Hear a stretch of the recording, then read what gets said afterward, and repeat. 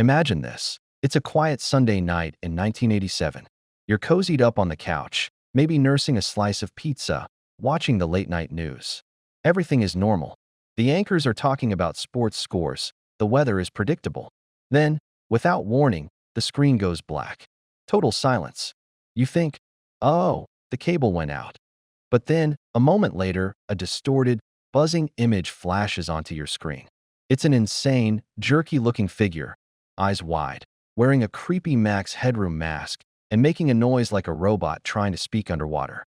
The image shakes. The sound is a horrifying electronic screech, and what he does and says over the next 90 seconds will become one of the most famous, unsettling, and completely unsolved mysteries in the history of television. This wasn't a skit. This wasn't a movie. This was a hostile takeover of a live broadcast, and for 90 seconds, a nameless, faceless hacker had control of thousands of people's living rooms. Tonight, we dive deep into the signal that was taken over live, the chilling true story of the Max Headroom incident. November 22nd, 1987. Chicago. The air was crisp, the streets were quiet, and inside thousands of homes, the soft, familiar glow of the television was keeping people company. For the folks tuning into WGN-TV, Channel 9, it was business as usual. It was 9:14 p.m., a time when most people were unwinding before the start of a new week. WGN was running their main evening news program. Tonight, the focus was on sports. A long-haired, friendly-looking anchor named Dan Roan was standing in front of a blue screen, giving the highlights from the Chicago Bears' win against the Lions. Dan was doing his job, smooth and professional. The camera was tight on him. Everything was routine, predictable, and frankly, a little dull. Exactly what you expect from a Sunday night newscast. But what was happening behind the scenes, or more accurately, miles away from the WGN studio, was anything but dull. Someone, somewhere, was preparing to pull off a technical stunt so audacious and complex that it would mystify engineers and law enforcement for decades. This wasn't a prank call. This wasn't someone holding up a sign outside the studio window. This was a plan to seize control of the electromagnetic airwaves, to literally hijack the signal that carried the news into people's homes.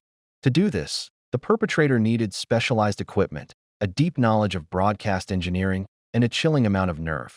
The people at WGN had no idea what was coming. They were a local station, proud of their signal and their connection to the community. Their broadcast signal was strong, bouncing off their main transmitter and traveling far and wide.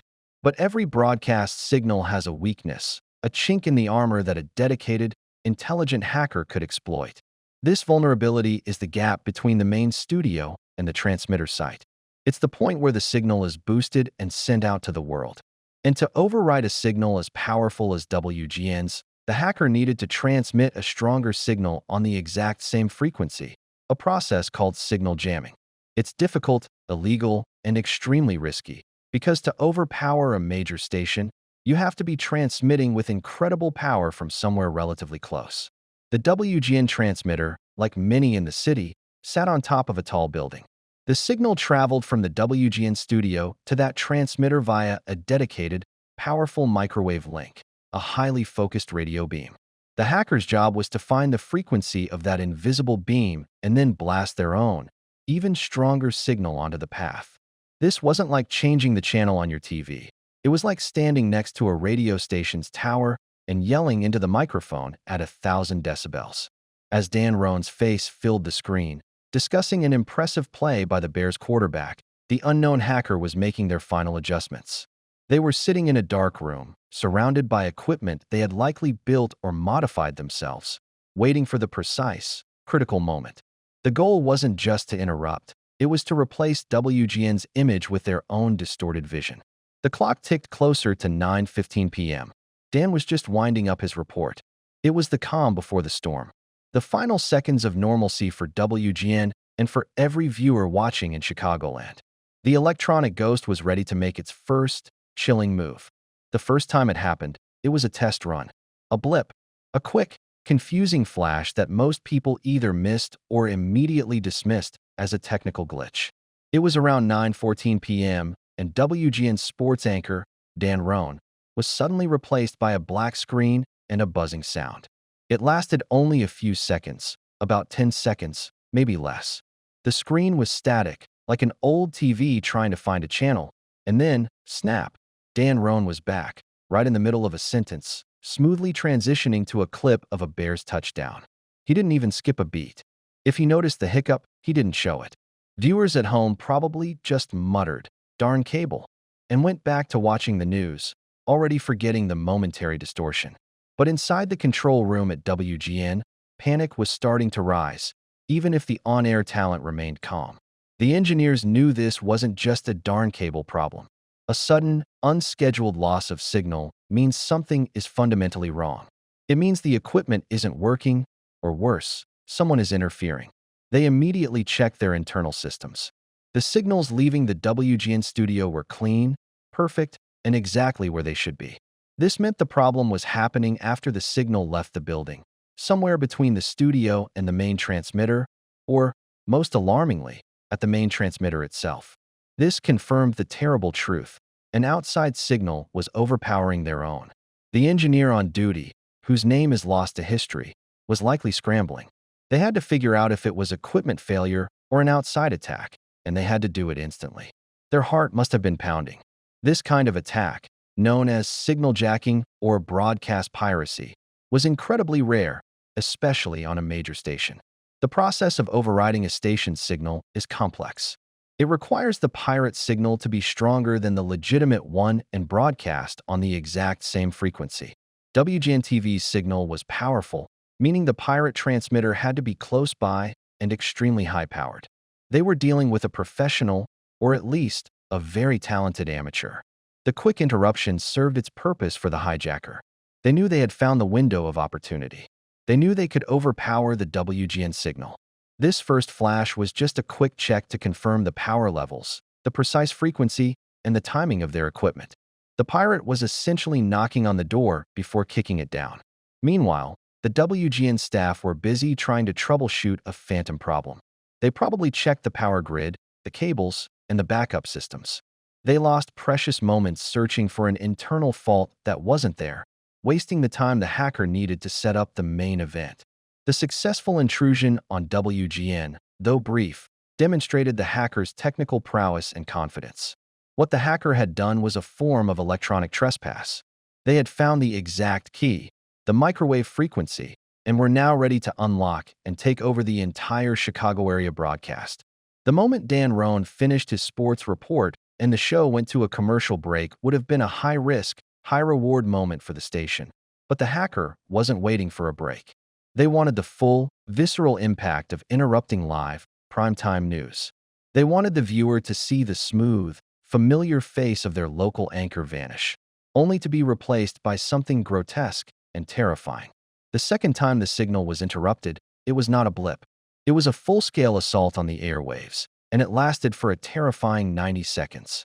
It happened a little over 2 hours after the WGN incident, at 11:15 p.m. on a different channel, WTTW, Channel 11, a PBS affiliate.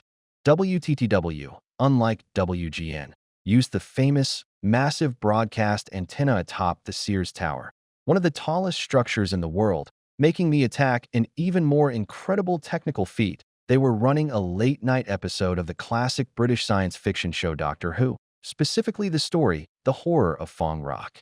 Viewers were settled in for some low-budget alien suspense. One moment, viewers were watching the TARDIS. The next, their screens were filled with an unstable, gyrating image. The pirate had changed tactics, this time overwhelming the WTTW microwave link. The picture was black and white, fuzzy, and warped.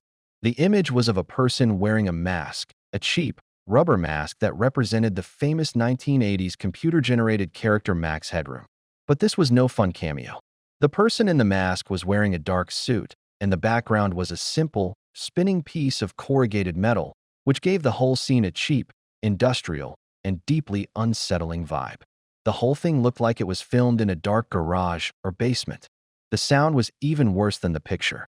It was a distorted, ear-piercing buzz, a high-pitched, metallic shriek that sounded like a blender trying to chew on a satellite dish. Hidden within the noise were snippets of a human voice, completely garbled. This was the Max Headroom impersonator trying to speak, their voice electronically processed to sound like a digital stutter using a device called a ring modulator. The transmission quality was so poor and the jamming so aggressive that the speech was nearly impossible to understand. It was pure electronic anarchy, a sound that drilled into the viewer's head. The person in the Max Headroom mask was constantly jerking, bobbing, and swaying, as if being shocked by electricity. This was likely the result of the pirate's cheap video camera being held up close to a monitor, causing a visual feedback loop and creating that dizzying, unstable effect. It created an immediate sense of distress and chaos. At one point, the figure's speech becomes slightly clearer, and they manage to get out a couple of coherent phrases. They utter a strange phrase about "catch the wave," a nod to the Coca-Cola slogan Max Headroom was famous for, but delivered in a manic, aggressive tone. Then, they start laughing maniacally, a digitized, haunting cackle that cut through the noise. Inside the WTTW control room, the engineers were completely helpless.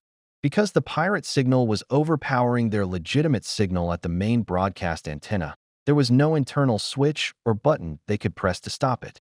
They could only stand and watch in horror as this nightmare unfolded live on their station.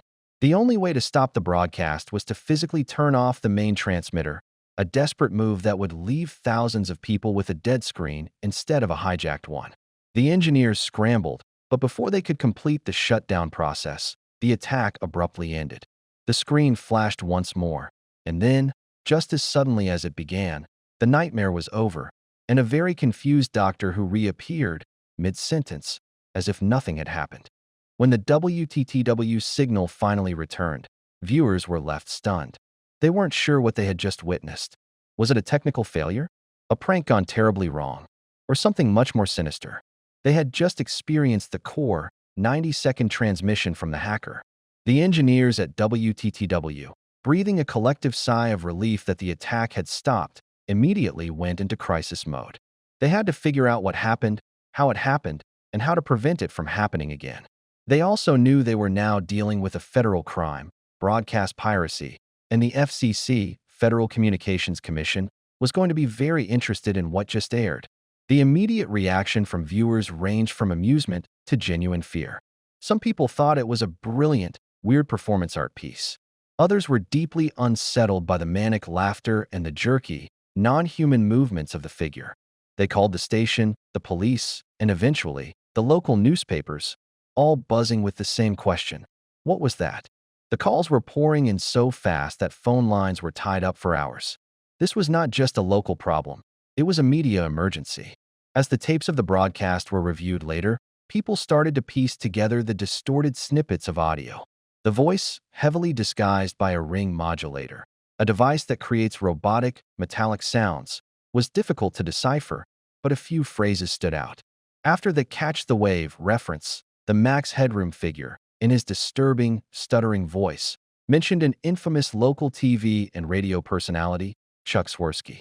The Max Headroom figure shouted a nonsensical, aggressive line about Swirsky, indicating that the hijacker had a personal connection, or at least a specific target, within the Chicago media landscape. The words were highly vulgar and confusingly personal. Then came the moment that cemented the sheer, bizarre absurdity of the event. The figure held up a discarded bottle of Pepsi. Now, remember, the actual Max Headroom character in the 1980s was an icon for Coke, representing the Max Headroom generation. Holding up a Pepsi bottle while parodying the Coke spokesperson was a weird, meta joke, a nod to the commercial wars of the era. The figure then threw the bottle away and instead held up a can of soda, possibly another brand, and made a strange, gurgling sound with it. This wasn't a political statement or a demand for money. It was electronic vandalism with a sense of humor, a very dark, very twisted sense of humor that only someone steeped in 80s pop culture would fully appreciate. But the most disturbing moment of all came right before the transmission cut out. The masked figure briefly dropped his pants, exposing his lower half to the camera, before a female voice, sounding panicked and off-mic, quickly shouted, "They're coming. Get out." The transmission immediately dissolved into static. This final detail suggested two things. First, that there was at least one other person involved in the hijacking, the person holding the camera and providing the warning. And second, that they were operating under extreme pressure, knowing that law enforcement or station engineers might be closing in on their location. The entire 90-second broadcast was a frantic, chaotic dash of electronic anarchy, ending with a flash of indecent exposure and a desperate cry for escape. The moment the broadcast returned to Doctor Who, the full weight of the incident crashed down on the FCC. Broadcast piracy is a serious federal offense, and taking over a major market TV signal, especially one seen by hundreds of thousands of people, demanded an immediate, high-priority investigation. The FCC's Chicago field office went into action, not just to find the culprits, but to understand the technical feat they had just pulled off. They knew this was an unprecedented attack on the integrity of the American broadcast system. Tracking a pirate signal is like hunting a ghost. When the transmission is happening, the signal is radiating power, and the FCC uses specialized equipment, usually mounted on vans, to triangulate the source. They look for the strongest point of the signal, which leads them closer to the pirate transmitter. The challenge in the Max Headroom case was the speed of the attack. The entire hijacking lasted only about 90 seconds. By the time the FCC was alerted and had mobilized its resources, the pirate signal was gone, leaving only the digital echo of its transmission. The thieves had made a clean getaway. Engineers quickly determined that the pirate signal had to be extremely powerful to override the strong WTTW transmitter, and it had to be within a relatively close distance to the main transmission tower. The WTTW antenna sits atop the Sears Tower, now the Willis Tower, one of the tallest buildings in the world. To successfully jam and replace that signal, the hacker's antenna had to have a clear line of sight and significant output power. This narrowed the search area down to a few miles around the skyscraper, encompassing dense neighborhoods, tall apartment buildings, and industrial parks. The key to the whole operation was a device called a microwave transmitter. Modern TV stations often send their signal from the studio to the main antenna using a dedicated microwave link, a highly directional beam that carries the video and audio data. The pirate found the frequency of this microwave link and used their own powerful, high-gain antenna to blast their own video feed onto the same frequency, drowning out the legitimate signal. Think of it like shouting a message through a megaphone right next to someone who is whispering into a walkie-talkie. The only sound that gets through is the shout. The FCC and local police started canvassing the buildings and rooftops near the Sears Tower, searching for any signs of a makeshift antenna, strange wiring, or powerful, recently used equipment. They interviewed security guards, local residents, and building managers, but the perpetrator had clearly done their homework. They set up quickly, executed the broadcast with chilling precision, and vanished without a trace, taking their sophisticated equipment with them. The fact that they had pulled off this complex operation not once, but twice that night, the quick test on WGN and the full broadcast on WTTW, showed that this wasn't a spur-of-the-moment prank. It was a carefully planned, technically advanced act of defiance. The hunt began cold and stayed that way. The Max Headroom broadcast became an overnight sensation, not just in Chicago, but across the entire nation. It was a bizarre new kind of crime that nobody had a name for yet. It quickly became known as the Max Headroom incident. The media jumped on the story, broadcasting stills and clips of the terrifying figure, attempting to decode the garbled messages and figure out the meaning of the absurd performance. They played the brief, buzzing audio loop relentlessly, trying to pull meaning out of the chaos. While the police and FCC were focusing on the technical side, the public was analyzing the content for clues. The Max Headroom character itself was a huge clue. The real Max Headroom was a satirical, fast-talking AI personality from a futuristic TV show. The hacker's use of this character was a statement about television, media consumption, and the blurring lines between reality and the screen. It suggested the hijacker was someone deeply engaged with, and perhaps disillusioned by, popular culture and television itself. The voice was the next piece of the puzzle. While heavily processed, the voice had a distinct cadence and, when isolated, hints of a regional accent. Likely American, possibly Chicago area. The shout of their coming, "Get out," was a woman's voice, suggesting a pair or a small team. This wasn't one lone wolf. This was a coordinated effort, meaning the pool of potential suspects was slightly larger, but the risk of one person eventually cracking was also higher. Then there was the strange setting, the rotating corrugated metal background. Investigators believed this was a piece of metal ductwork or roofing material. Its rotation suggested the camera was either mounted on a turntable or the piece of metal was being manually spun to create a disorienting, hypnotic effect. The lighting was stark and shadowy, suggesting a dark, non-studio environment like a storage room, a garage, or an abandoned warehouse. The whole setup screamed amateur, despite the professional level of the electronic attack. But the biggest and most challenging clue was the identity behind the mask. Who was the person under the rubber Max Headroom face?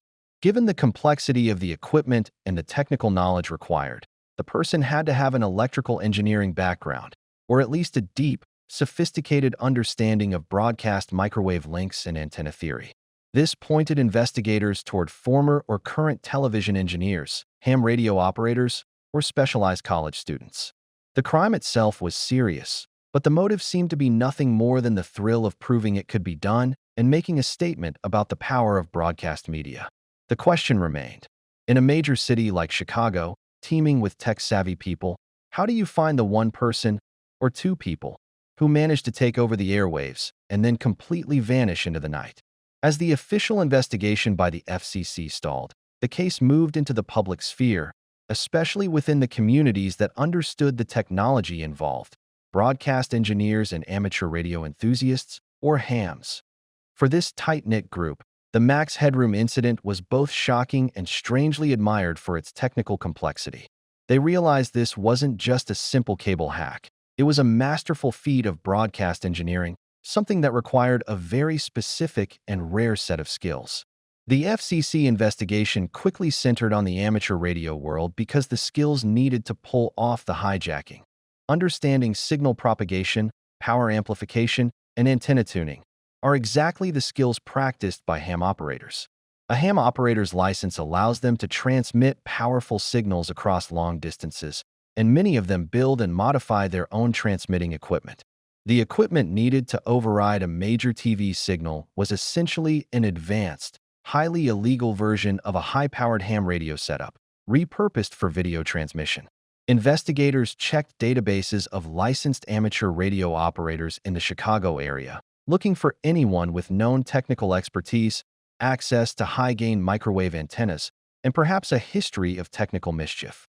They also searched for any recent reports of high-powered, unlicensed transmissions in the hours leading up to the hijacking. However, finding the culprit in a city the size of Chicago, home to thousands of engineers and radio hobbyists, was like finding a single, static-filled needle in a haystack. The electronic emissions vanished too quickly to trace accurately. The sheer difficulty of the attack was its best protection. To successfully jam the signal, the pirate needed an antenna that was not just powerful, but also highly directional, pointed precisely at the WTTW/WGN microwave receiver dish on the Sears Tower. This required scouting the location, precisely calculating the angle and distance, and setting up an antenna discreetly, likely on a rooftop or in a high-rise window, all while avoiding detection. The setup itself would have been quite large and conspicuous, making the quick setup and takedown even more impressive. They had to be organized, fast, and extremely lucky.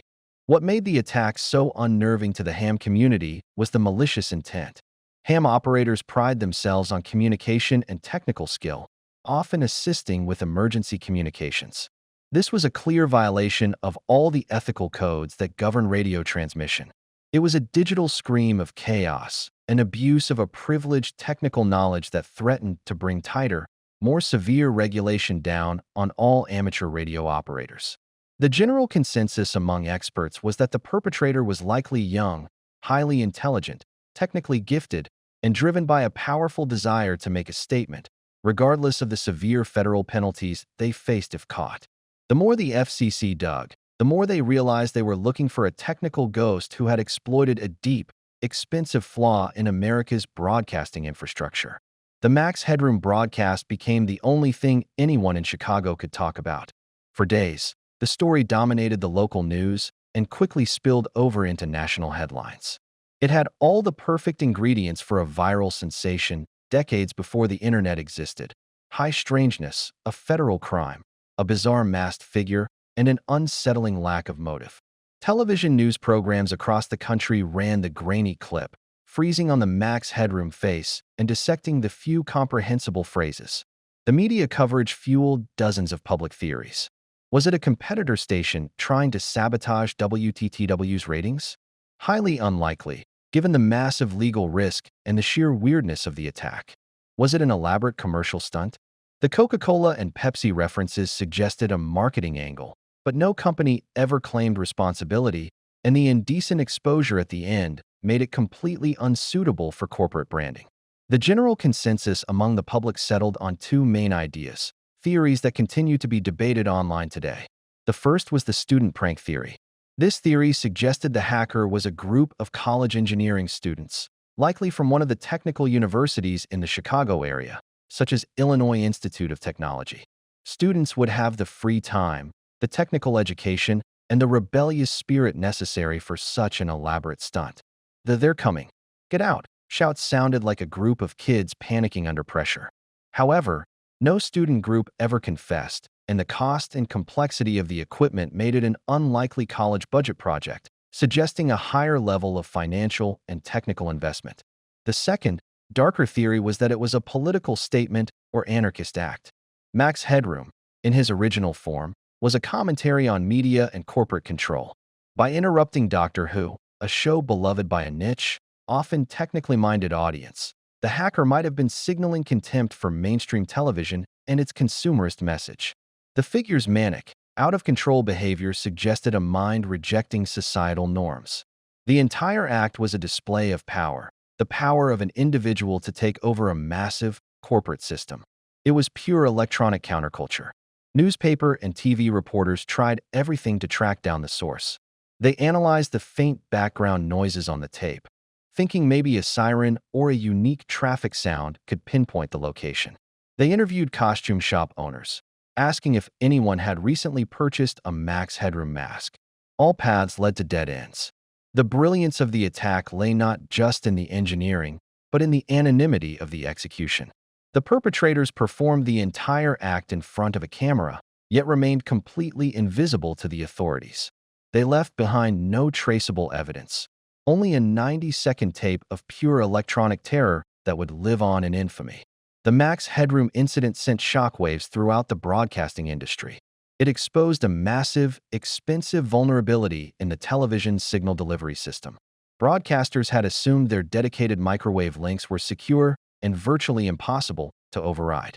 The Max Headroom pirate proved them devastatingly wrong, showing that the system was held together by a thin thread of assumed security. Immediately following the incident, the FCC issued stern warnings and launched internal reviews of broadcast security protocols across the entire country.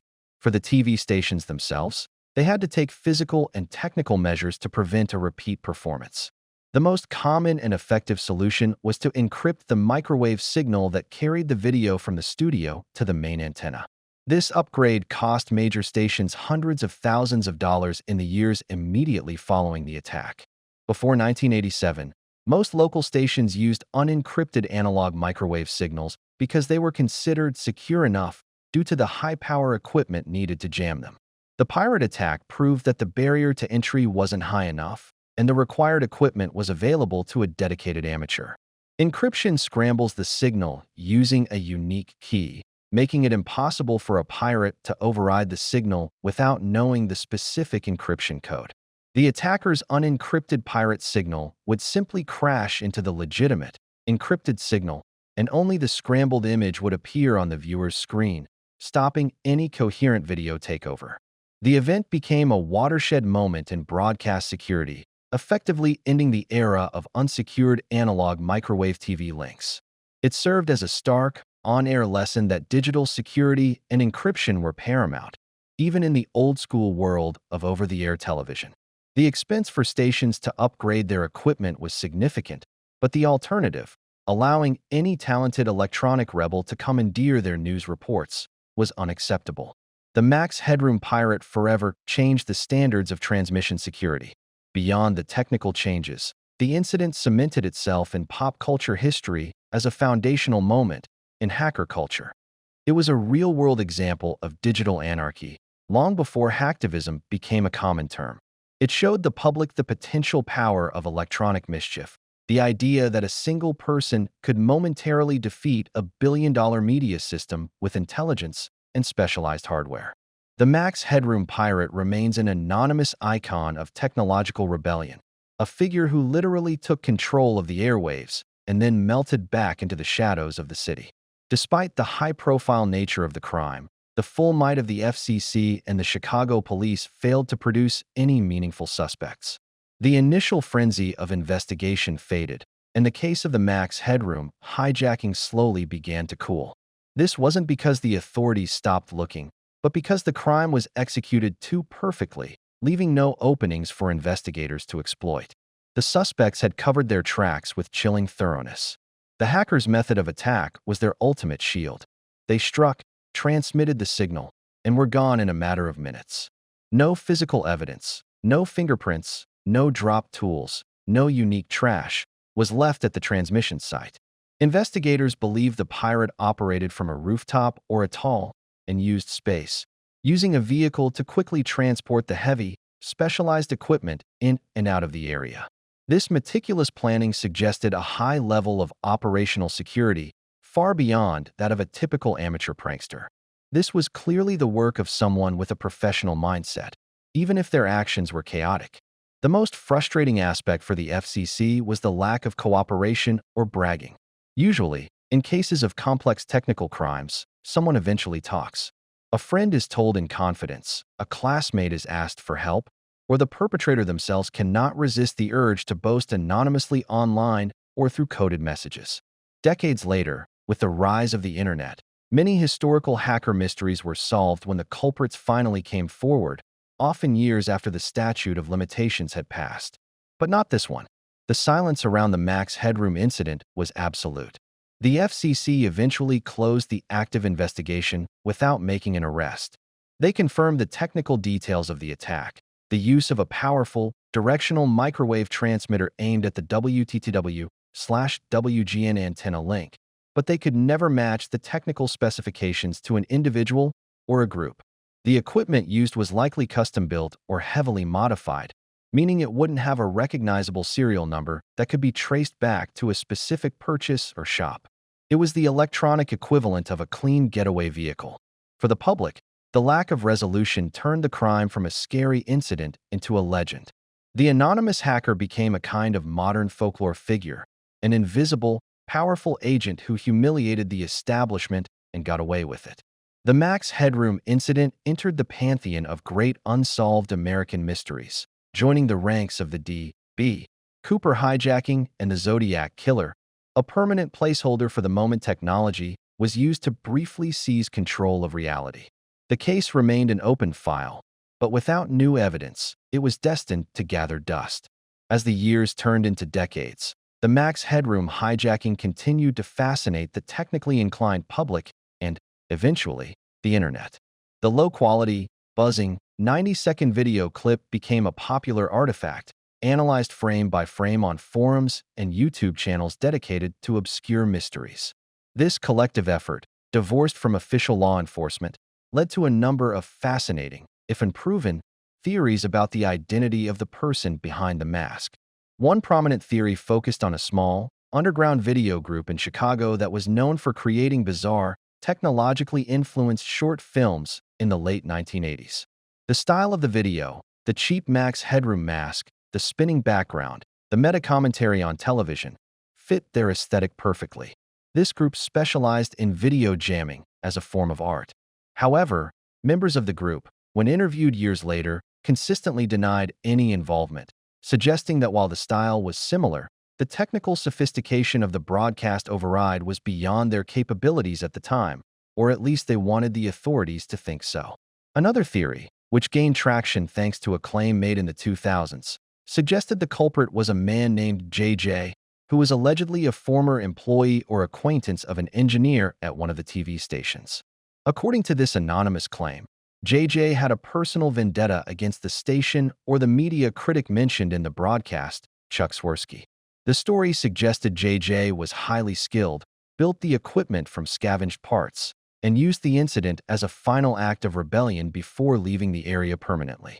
He was supposedly a genius electronics hobbyist who had the opportunity and the motive. However, this claim was never supported by concrete evidence, and the person who initially shared the story refused to give any details that could lead to JJ's true identity. The simplest and perhaps most accurate theory suggests the hijacker was simply an exceptionally talented, anonymous electronic hobbyist who treated the entire Chicago metropolitan area as his personal playground for 90 seconds. He wasn't doing it for money or fame, but for the thrill of the intellectual and technical challenge. The anonymity wasn't a side effect, it was the entire point. The ultimate victory was proving he could do it and remaining completely untraceable, leaving the authorities with only a fuzzy tape of a maniacal, masked face laughing at the system. The mystery is now part of the attraction. One of the few concrete clues to the hacker's motive lay in the garbled speech directed at sports commentator Chuck Swirsky. During the hijacking, the figure screams something that sounds like an aggressive, personal critique of Swirsky, interspersed with the usual Max Headroom electronic stutter. The inclusion of his name, though the words were almost unintelligible due to the distortion, was undeniably a targeted message within the larger chaos. While the exact words remained debatable due to the poor quality of the transmission, the fact that a relatively well-known local sports personality was targeted suggested a personal beef. Swirsky was an established sports radio host and TV commentator in Chicago, known for his strong opinions. Like anyone in the public eye, he had detractors. The inclusion of his name implied that the hijacker might have been a disgruntled former colleague, a jealous competitor, or perhaps a listener who had a personal argument or professional disagreement with Swirsky. The hacker used the broadcast as a platform for a brief, bizarre personal insult. If the hacker had a vendetta, it gave the FCC a clear, though limited, direction. They likely investigated people who had been fired from or left WGN, or any person Swirsky might have had a public or private feud with around that time. However, this line of inquiry also yielded nothing concrete. The lack of a clear, verifiable threat or understandable message made the entire rant seem more like random, electronically enhanced noise than a focused, criminal motive. The intent was to shock, not to clearly communicate. Swirsky himself, decades later, expressed his bewilderment over the incident. He was not on the air during either of the hijacked broadcasts, but the fact that he was mentioned personally, and in such a bizarre context, meant he was forever linked to the strange event. He speculated that the hacker might have been a former employee of a local station who felt overlooked or unfairly treated, and who simply wanted to lash out at a recognizable local media figure. The inclusion of Swirsky's name was the hacker's way of proving they weren't just a random person. They were someone with deep knowledge of the local media world they were mocking. But even with this specific clue, the identity of the man in the mask remained firmly secured in the darkness. Beyond the unsettling imagery and the bizarre, garbled message, the true accomplishment of the Max Headroom hijacking lies in the technical execution. This wasn't just a technical crime. It was a technical masterpiece that demonstrated a frightening level of skill and planning that still impresses broadcast engineers today. The average person doesn't understand the power needed to override a major television station's signal, but engineers do, and that's why they were so stunned. To pull off the hijack, the pirate had to overcome several huge technical hurdles. First, they had to identify the exact, narrow frequency of the microwave link used by WTTW to send their programming to the Sears Tower antenna. Getting this specific frequency isn't easy. It usually requires professional scanning equipment. Second, they needed a high-gain antenna, often referred to as a dish, that could focus their signal into a tight, powerful beam. This antenna needed to be mounted high up, with a clear line of sight to the Sears Tower dish, and aimed with perfect precision. Third, and most crucially, they needed a modified transmitter that could generate enough raw power to effectively jam the legitimate, high-power signal. The pirate signal wasn't just an interruption, it was a perfect signal replacement. This required synchronizing their pirate video feed with the station's timing pulse, known as the sync signal. If the pirate video wasn't perfectly timed, the image would just roll vertically on the screen. The hacker's video, though fuzzy and distorted, was mostly stable, proving that the pirate had mastered the complex art of video synchronization, a skill usually reserved for high-end broadcast equipment that costs thousands of dollars. They built a system that behaved like a professional studio's output. The entire 90-second transmission was conducted using what experts call interference to fixed link, IFL, jamming. The moment the hacker hit the transmission switch, their more powerful signal overwhelmed the legitimate one, essentially lying to the receiving antenna on the Sears Tower. The antenna accepted the pirate feed as the legitimate program and broadcast the image of the Max Headroom figure out to the entire Chicago area. The technical difficulty of this crime is often underestimated. It required hours, if not days, of meticulous setup and preparation, all for a minute and a half of anarchy. The fact that the equipment was set up, used, and then dismantled and removed without detection is a testament to the perpetrator's professionalism and caution. 35 years later, the Max Headroom Broadcast Hijacking remains officially unsolved. The statute of limitations for the federal crime has long passed, meaning that even if the culprit were identified today, they could not be prosecuted. This reality has actually encouraged many people to come forward over the years, either claiming to be the hijacker or claiming to know who the hijacker was. But none of these claims have ever been verified with concrete evidence. The truth is likely known only to 2 or 3 people. In the 2000s, a man named Kafuz began posting online, claiming to have known the identity of the perpetrators. His story, widely discussed in online communities, centered on a video editor in Chicago who worked at the time for a competing media organization. Kafuz alleged that the entire stunt was orchestrated by the editor, who went by the nickname Captain Midnight, a nod to a famous 1980s satellite TV hijacker, or simply JJ, and his female friend, who provided the panicked shout at the end. The editor allegedly had the technical skills, the access to professional video processing equipment, and the deep familiarity with the local media landscape needed to pull off the Chuck Swirsky reference. The reason, according to Kafuz, was simple. The editor wanted to protest the quality of local television and prove a point about the fragility of broadcast media. He wanted to stick it to the man. Kafuz claimed that the key piece of evidence was the Max Headroom mask itself, which was allegedly kept as a trophy for years before being destroyed. Despite the compelling details of Kafuz's story, he refused to reveal the editor's full name, citing a personal agreement. Since Kafuz provided no hard proof, no equipment receipts, no photographs, no verifiable locations, the story remains another theory, fascinating but unconfirmed. The truth is, the Max Headroom hijacker got exactly what they wanted: immortality through total anonymity. By refusing to reveal themselves, they controlled the narrative. They created a permanent technological legend, proving that in a world dominated by massive media corporations, a single, technically gifted individual could still disrupt the entire system and walk away into the darkness, leaving only a buzzing, garbled memory behind.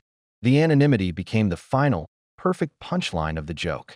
The Max Headroom incident wasn't just a news story. It was a cultural explosion that quickly transcended the crime itself. For many people who watched it live, the 90 seconds of digitized chaos felt like a surreal peek into the future, a moment where the reliable, boring world of network television cracked open to reveal something wild, terrifying, and completely unpredictable. It was a perfect piece of late 1980s cultural paranoia, a fear of technology, media saturation, and the unknown power lurking in the dark corners of the electronic world. The incident has since been referenced countless times in pop culture. It shows up in music, movies, and video games as a shorthand for digital intrusion, hacking, and media breakdown. It is a defining moment for the online community that studies and documents obscure media, often referred to as lost media or creepypasta, even though the full video clip is readily available. Its lo-fi, disturbing quality gives it a permanent, unsettling edge that modern high-definition hoaxes lack. It looks like a genuine ghost in the machine. The event fundamentally changed how broadcasters viewed their security. It served as a powerful reminder that every signal sent, every transmission link, is a potential point of attack. The expensive shift to encryption and stronger physical security around transmitters was a direct, measurable consequence of those 90 seconds of mayhem. The Max Headroom pirate, though faceless, forced the entire industry to evolve and secure their systems against this new, invisible kind of threat. Ultimately, the Max Headroom incident is a story not about the people, but about the technology and the ideas it represents. It's a moment in history when the invisible, silent airwaves, the very medium that defines our modern connection to the world, were proven to be vulnerable to the will of a single, highly motivated, and brilliant rebel. It is the story of the day the airwaves were taken over, live, by an electronic ghost who is still laughing, hidden somewhere in the static of history. The mask remains on. And that's the unsettling truth of the Max Headroom incident, a federal crime that defined an era of hacking, yet remains completely unsolved. We have the tape, the timestamp, and the technical details, but we're missing the crucial piece of the puzzle, the face behind the mask. The person who accomplished this incredible feat walked away clean, achieving perfect anonymity. It makes you wonder, in today's ultra-connected, encrypted, and monitored world, could something like this ever happen again? Or was the Max Headroom pirate the last of the great, anonymous rebels of the analog age? Let us know what you think in the comments below. Do you have a favorite theory? Don't forget to like this video, subscribe for more deep dives into history's greatest mysteries, and hit that notification bell so you don't miss a thing. Thanks for listening.